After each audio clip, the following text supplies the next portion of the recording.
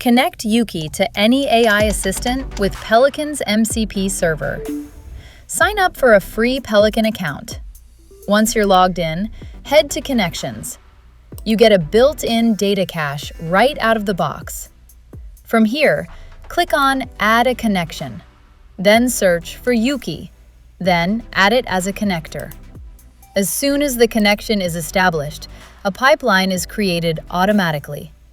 Your data is instantly available as tables inside the data cache, ready for your AI assistant to access without delay. Now open your preferred AI assistant, for example, Claude.